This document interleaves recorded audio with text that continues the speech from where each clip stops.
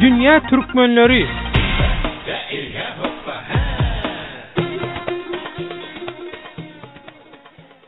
Hormatly radio dinleyijiler, mehriman dogonlar, Dünya Türkmenleri gepleşiginiň bugunky sanyny Türkiýede okaýan türkmen studentleriň döreden raýdaşlyk jemgyýetine önükdirýär. Gepleşigimiziň mehmany Türkiýede okaýan türkmen talipleriniň raýdaşlyk jemgyýetiniň başlygy Ömrozok Dünya Türkmenleri gepleşigine hoş geldiň.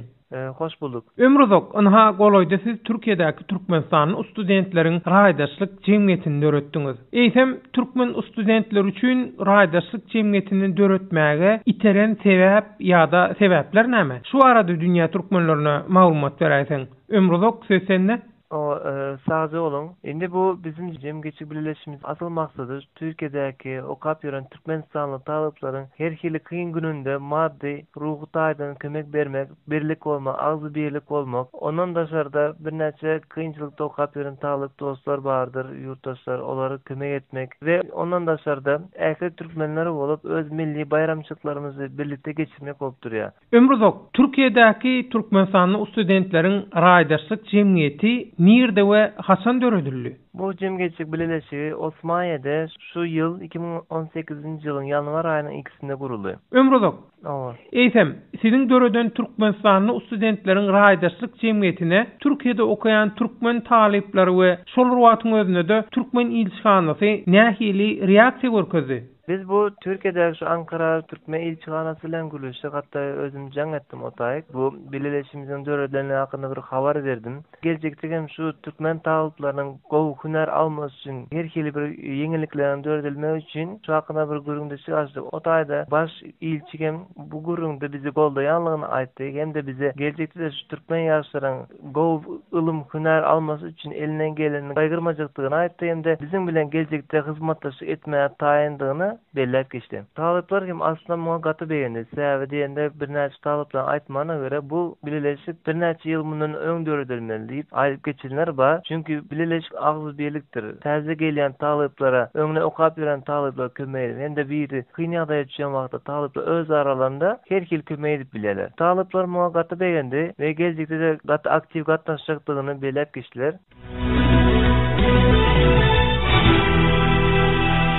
Ömrozok, inhasen Türkiye'deki Türkmen taliplerine kömek etmek için şeýle jemgyýet döredildi diýen. Eýsem, Türkmenistanlı studentlerin Türkiye'de iň köp duş gelýän kıyınçılıklarından misal berip bilersiňmi Dünya Türkmenlerine? Bu hakkında men maglumat bereyim. Türkmen talıplarının iň kän görýän kıyınçylygy bu finans kıyınçylygy, maddi kıyınçylygy. Sebäbi her bir maskala çağasyny okatyp biler ýagdaýda däl. Onuň üçin bir näçe çağalar şu ýaşlar Türkiýe okumak üçin gelýär, Türkiýe okumak üçin gaty bir gowy bir ýurt, hende tölew boýunça arzan bir ýurt. Şonuň üçin Türkiýe gelýärler, ýöne gynansak da gelýän ýaşlar gönüden göne uniwersitetde geçip okama ýagdaýy ýok. Olar gelýär bir ýyl işleýärler, zaýetler. Onuň sebebi kim? Köpüsi uniwersitet okumak isýär, barjak uniwersitetde näz birleşişmelidigini, işçilik gollu berýän adamlaryň bolmanlygy üçin, hatda tanaýanlar bolmanlygy üçin hökümet suratda işläp Türkiýeni öwrenmek mejburiýetine galýarlar. Ömrozok, onna diýmek, sen ýol başçylyk edýän Türkiýedäki Türkmenistanly studentleriň raýdaşlyk jemgyýeti diňe bir okap berenlere däl, eýsem şol ruwatyň özünde okamaga geljek bolýan ýaşlary hem gollamagy maksat edinýär. Şeýlemi? Diňe okap ýören däl, aýtşyňyz ýaly okumak isleyen mesela maddi ýagdaýy bolmanlar talyplara olar hem biz elimizden gelen kömek etmeýiz. Çünkü her bir ýaşlaryň esas arzuwy bardy, hüner almak ve o arzusyna yetmesi için, şol hüner alması için biz hem elimizden gelenini gaýgyrmaçylyk isleýäris. Bu Türkiýede gynansak da kaçak ýören, finans durumy kän gowy bolmayan ýaşlar bar. Olar hem ondan beýle kaçak durumdan çykaryp okumany gönükdirmek isleýär. Çünkü hüner alandan sonra gaty gowy wezipeleri ele alyp bilerler olar. Ömrozok, şu taýda inni şeýle bir soraw gyzykýar. Bu ýurtda okap beren türkmen studentlerine we Türkiýede bilim almak isleýän ýaşlara jemgyýetimiz kömek eder diýersiň. Eýsem, jemgyýetiňiziň finans çeşmesi näme? Türkmen studentlerine kömek edip türkmen ýaşlaryna arka çykarýaly.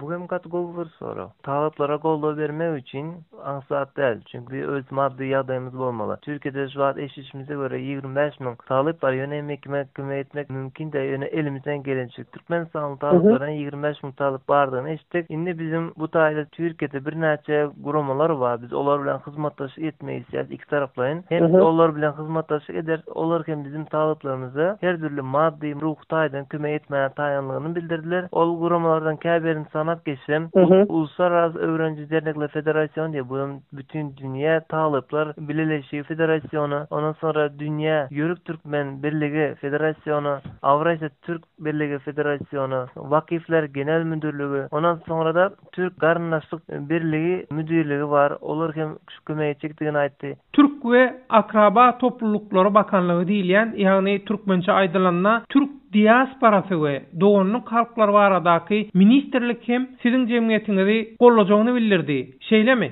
Ömrozok? Olar hem goldajaktyn bellet geçdiler. Bizi tapmak için şu wagtlyk bizim diňe Facebook'ta resmi sahypamız var. Ondan da şartda bizim ýerde şu bileleşigimizden ady boýunça gözler tap bilerler diýip kiretýän Facebook'ta.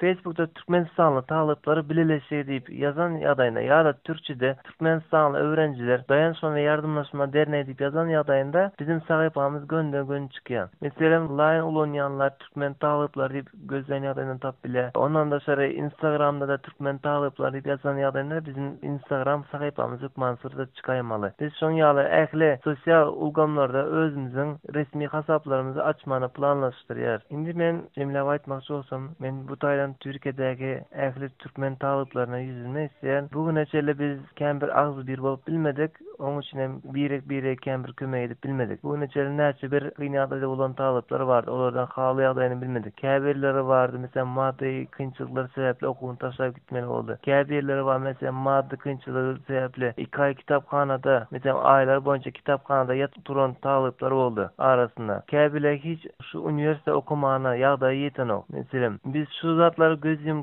geldik we şoň bilen kän talepler gynaldy, Türkmenistandan gelen talepler. Biz indi mundan beýle bir birlik bolup, agzy birlik bolup, hemmemiz bir ara gelsek Türkiýede 25 000 talep bolanydy. Hemmesine de seçilmekden gatnaşma isleýänler hemmesi için bizim gapymyz açykdyr. Bir birlik, agzy birlik bolsa biz gaty bir uly işlere başlap biler. Biz ähli Türkmen taleplerine kömek edip, olan okuw döwründe ýüze çykan ähli meselelerini çözmäne kömek ederiz. Elimizden gelençe maddi, pul meselesinde bir kömek ederiz, ruh taýlan kömek. Ondan da şarda okuwyny gutaran taleplere ýürite, iş tapmasyna, Türkmenistana diplomalarynyn tasdiklanmasyna elimizden gelen kömek etmek isleýäris. Ondan da şarda elimizden gelen näme kömek bar bolsa biz onu gaýgyrmazdyk. Biz ählimiz hem türkmendir. Biz türkmene kömek etmese olmaýar. Ende bu himayetkerlere aýtmak isleýänim, elinizden gelençe himaye etseňiz bu talepleri golda alyň, gelin talepler bilen gaty bir uly işler edipler. Talepleri golda al.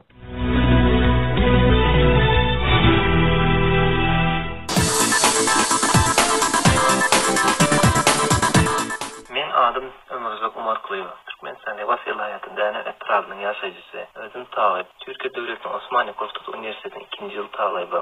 Türkiýede Türkmenistan talepler raýdaşlyk birleşigini ýoldaşlyk bolýan. Türkmenistana Türkiýe Ankara'da Türkmenistan konsolosluğunun başlygy Murat Akmamedowyň haýyş etmegi we Türkmenistan Merkez Saýlar Edarasynyň ýürüýjü toparynyň çakyly boýunça şu ýylyň fevral aýynyň 14-nde Türkmenistana getirildim. Bizim gelmegimiziň maksady şu ýyl 25 martda geçirildi Türkmenistan Mejlisiniň deputatlarynyň Türkmenistan Merkezi Halk Maslahaty, Vilayet Halk Maslahaty we Geňeş agzallarynyň saýlawy hakynda umumy düşünje almak we Türkiye Devleti'nde okuyan Türkmen taleplerini Türkiye'deki saýlaw uçaşyklaryna saýlawa gatnaşdyrmakdy. Biz şu wagtda geçirilen ýyňa şu ýylyň fevral aýynyň 21-ine gatnaşdyk. Soňra men ertesi günü fevral aýynyň 22-sinde 7:30 Aşgabat İstanbul uçağı ile uçmakçy boldum. Ýöne meni şol ýerde migrasiýa gullugy izme gaýtardy. Sebäbini soranymda pasportuňyz sistem okanok diýip jogap berdiler. Soňra men şol gün migrasiýa gullugyna gidip pasportumy barlyga berdim. Ýöne hiç hilnäsazyk ýokdugyny aýtdylar. Ýöne men asyl sebäbini öğrenmekçi boldum. Näme sebäpden meni izme gaýtardylar.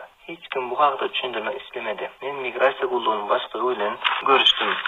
Olkem hiç sebäbini düşündirmedi. Hatta meni yurtdan çıkıp bilmejekdigimi aýtdy. Migrasiýa gullugynyň soňra Türkmenistanyň İçeri işler ministrligine, Türkmenistan Daşary işler ministrligine we Mesela baş prokuraturasını yüz tuttum. Onların hiçbirisi hem hiç şeyle kömek bilmeyeceklerini ve menin işimin dine migrasiya bulucu bileceklerini ayttılar. Umuman aydanda ben fevral ayının 20'si Türkiye Devleti'ne okumada olunmakçı olan günümden beri Mart ayının 1'ine çeli Aşgabat Halkara Hava Menziline giyeceğim geçirmeli oldum. Çünkü öyüme dolanmana yüzüm yoktu. Ben her bir 100 günlük idare iş yerine ministerliği ya düşündürdüm. Yine hiçbir şey dinlemek istemedi. Ben aslında bu bolup geçen vakalar dünya haber etmek isterdim. Özüm bir vatancılığı olan, vatanım size yerin. Bana bir adamlar bu yağdayın menin Azadlık Radyosu'nun Dünya Türkmen'e geçişinde çıkış edenliğinin sebebi bolonluğunu ayttılar. Yöneme hiç ile Türkmenistan devletimizin siyasetine karşı gitmedim ve hiç ile karışmadım. Ben yönü özümüzün tez döreden Türkmenistan Sağlıklı Radyosu kırılışı hakkında Dünya Türkmenlerine haber vermek ve himayette gözlemek istedim.